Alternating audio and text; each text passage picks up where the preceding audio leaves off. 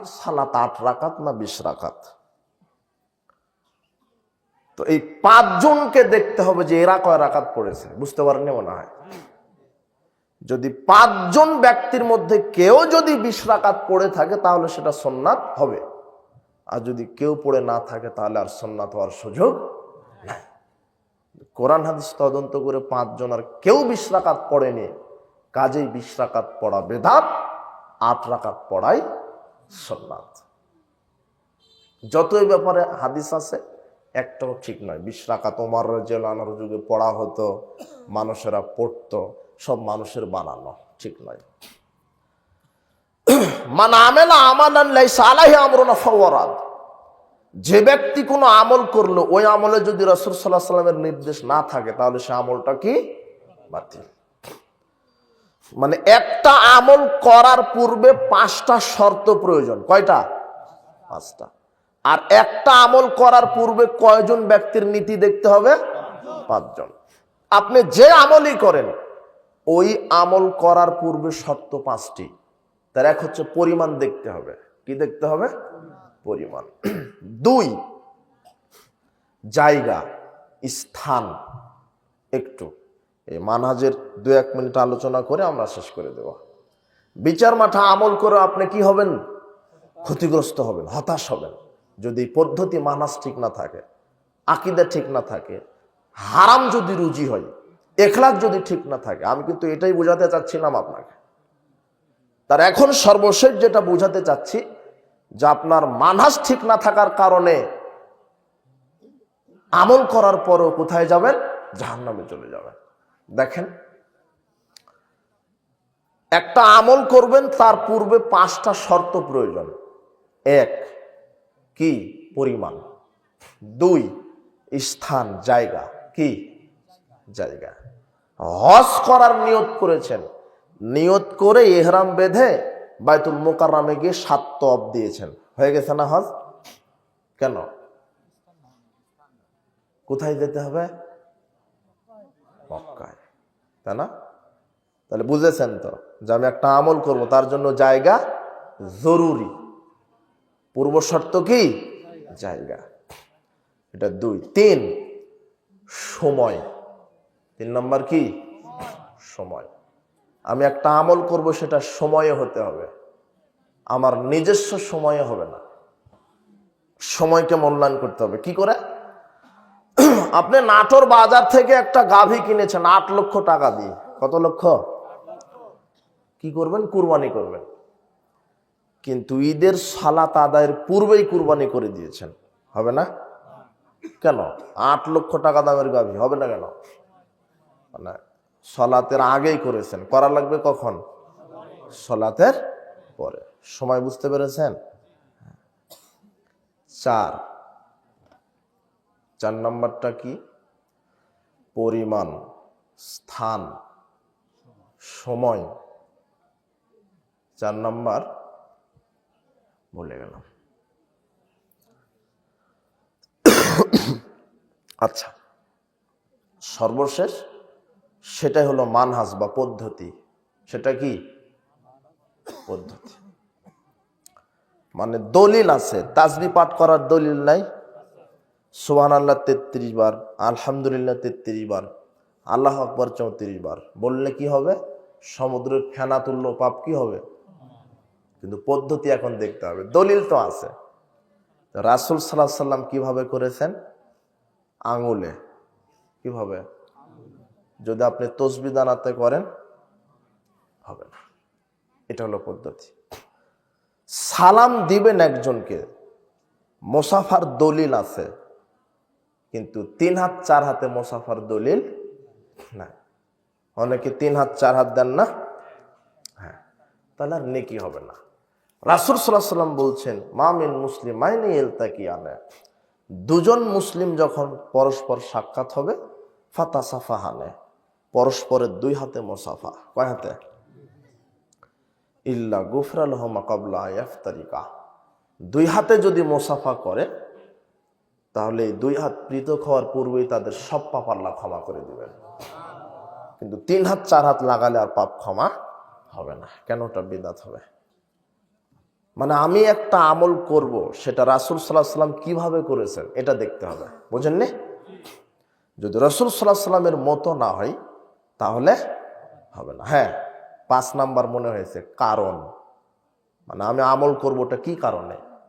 সম্মিলিত মোনাজাতের দলিল আছে, কিন্তু কি সম্মিলিত মোনাজাতের দলিল আছে।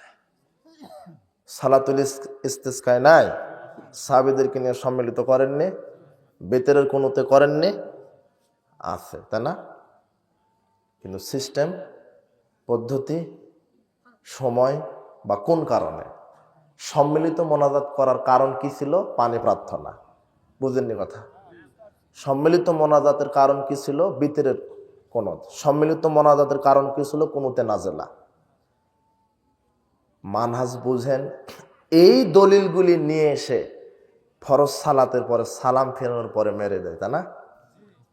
কিন্তু দেখতে হবে যে রাসূল সাল্লাল্লাহু আলাইহি সাল্লাম সালাম ফেরানোর পরে মোনাজাত করেছেন কি না। বুঝেননি? এই বুঝটা আল্লাহ তাদেরকে দান করুন। এদের আকীদাও ঠিক, আমলও ঠিক, মানহাজ কি নাই? ঠিক নাই। বুঝেননি? আছে না সই আকীদার লোক আছে না মোনাজাত নিয়ে গন্ডগোল করে? কারণ বুঝতে পারলেন? সম্মিলিত মোনাজাত করেছেন মুহাম্মদ সাল্লাল্লাহু আলাইহি সাল্লাম কোন কোন কারণে? বৃষ্টি প্রার্থনা, কোনোতে নাজেলা, কোনোতে রাতেবা, সালাতুল ইস্তিসকা, বুঝেছেন? কিন্তু ফরজ সালাতের পরে করেছেন এরকম দলিল নাই, করা যাবে না। এটাই মানহাজ, এটাই পদ্ধতি। আর একটা, জুমার দিনে 2 আজান কি বেদাত নয়, সুন্নাত। কি? জুমার দিনে 2 আজান সুন্নাত। রাসূল সাল্লাল্লাহু আলাইহি সাল্লাম বলেছেন আলাইকুম বিসুন্নতি, আমার সুন্নাত মানো। তারপরে কয়জনের সুন্নাত? তো 2 আজান কে চালু করেছে? তার সুন্নাত না? 2 আজান চালু করেছে কে? রাসূল সাল্লাল্লাহু আলাইহি সাল্লাম নিজেই বলেছেন আমাকেও মানো, 4 খলিফাকেও মানো। হাদিস সহিহ। তাহলে ওসমান চালু করেছে কয় আজান? 2 আজান। দলিল আছে, 2 আজান দেওয়ার দলিল আছে। কিন্তু বর্তমানে যেই সিস্টেম চালু আছে বাংলাদেশে 2 আজান, এই আজান টাটকা বেদাত। টাটকা, মানে ওসমান রাদিয়াল্লাহু আনহুর আজান চালু নাই, পদ্ধতি কি নাই, মানহাজ বুঝেন। আমি মানহাজ বোঝাচ্ছি। দলিল আছে, দলিল থাকার পরও আমল করা বেদাত যদি কিনা ঠিক থাকে। মানহাজ বুঝেননি? 2 আজানের দলিল কি আছে? 617 নম্বর হাদিস। কত? 917 নম্বর হাদিস, সহিহ মুসলিম, বুখারী। ওসমান রাদিয়াল্লাহু আনহু বলছেন প্রথম আজান দিয়ে আসো জাওরা নামক বাজারে। মানুষ ব্যস্ততা থাকে বাজার ওই সময়, প্রথম আজান দিয়ে আসো যাতে বুঝতে পারে এখন সালাতের সময় হয়ে গেছে। তাহলে প্রথম আজান দিয়েছেন ওসমান কোথায়? বাজারে, জাওরা নামক বাজারে, স্থানে। ওটা বাজার, জাওরা নামক বাজার। জায়গাটা ছিল ওপরে কোনো এক ছাদে উঠে আজান দেওয়া হয়েছিল। কিন্তু আমরা আজ এই 2 আজান দেই কোথায়? মসজিদেই। বর্তমানে যে 2 আজান চালু আছে এটা উসমানের আজান নয়। কাজেই মসজিদে 2 আজান দেওয়া বিদআত, 2 আজান দেওয়া সুন্নাত। কিন্তু উসমানের মানহাজের মতো যদি আমাদের মানহাজ হয়, বুঝলেন? উনি কারণ কি কারণে? বাজারে লোক সমাগম বেশি, ব্যবসায় ব্যস্ততা বেশি, তাই প্রথম আজান কোথায় দিয়েছেন? বাজারে। কিন্তু মূল আজান ওটা কোথায় হয়েছে? মসজিদে। তো ওই কারণ যদি আজও থাকে তাহলে ঠিক আছে, আপনি দেন। বাজারে একটা দিবেন, মসজিদে, কিন্তু মসজিদেই 2টা দিচ্ছেন, এটা প্রতারণা নয়? আল্লাহ এদের আকীদা ঠিক আছে, কিন্তু বুঝেননি মানহাজ কি নাই? ঠিক নাই। আল্লাহ এদেরকে সঠিক মানহাজটা বোঝার তৌফিক দান করুন। আল্লাহ। আর একটা কি জানি বলতে লাগছিলাম, যাক। তো বুঝতে পারলেন কয়টা শর্ত লাগবে? 5টি শর্ত। পরিমাণ, স্থান, সময়, কারণ, মানহাজ, পদ্ধতি। পদ্ধতি হতে হবে রাসূল সাল্লাল্লাহু আলাইহি সাল্লামের মতো, সাহাবাদেরই মতো। কয়জন সাহাবী? 4 জন। তাহলে আপনার আমল কবুল হবে। আর যদি আমল করছেন কিন্তু মানহাজ যদি ঠিক না থাকে, তাহলে সেটাই হবে বিদআত। কুল্লু বিদআতিন দলালা, প্রত্যেক বেদাত ভ্রান্ত। কুল্লু দলালাতিন ফিন্নার, আর ভ্রান্ত আমলি কোথায় নিয়ে যাবে? জাহান্নাম। এই বেদাতি যার আমল হবে বেদাতি, এই আমল তাকে জান্নাতের বদলে কোথায় নিয়ে যাবে? তাহলে জাহান্নামে যাওয়ার কারণ হচ্ছে, যেই আমল আপনাকে জান্নাতে নিয়ে যেতে পারে ক্ষমতা আছে, কিন্তু ওই আমলে আপনাকে উল্টা জাহান্নামে নিয়ে যাচ্ছে। কয়েকটা কারণ আমরা পেলাম। এই যে 1 ঘন্টার বক্তব্যে আমরা কয়েকটা কারণ পেলাম। তার এক, যদি রুজি হারাম হয়, বুঝেননি মনে হয়। 2, যদি ইখলাস সহি না হয়, নিয়ত। 3, হ্যাঁ, মানহাজ যদি ঠিক না হয়। এগুলি পাওয়া গেল না? জি। তাহলে আমি কি আমল করে জাহান্নামে যেতে চাই? না। আল্লাহ আমাদের রুজি, মানহাজ, ইখলাস আল্লাহ আমাদেরকে যেন সহি করে। আল্লাহুম্মা আমিন। কাজেই আল্লাহ সুবহানাহু ওয়া তাআলার নিকটে আমরা দোয়া করি, কোনোদিন হারাম খাবেন না। আজকে তওবা করে উঠবেন। হারামখোর খুব খারাপ। রক্ত, এর গোস্ত সবই হারাম, এর উপরে জান্নাতও হারাম। রাসূল সাল্লাল্লাহু আলাইহি সাল্লাম বলছেন, 2 শ্রেণীর মানুষের সাথে সাক্ষাৎ হলেই বদদোয়া করো। 2 শ্রেণীর মানুষের জন্য দোয়া করাই হারাম। তার একটা হারামখোর। হারামখোরের জন্য দোয়া করা যাবে না। জীবিত আছে তারপরও বলা যাবে না যে আল্লাহ ওকে ক্ষমা করো, ওকে বরকত দান করো, ওকে সুস্থ করো, ওকে সাহায্য করো, এভাবে বলা যাবে না। কাকে? হারামখোর। তবে বলবেন যে আল্লাহ তাকে হেদায়েত দান করো, এই তো বলতে পারে। এই জন্য আজকের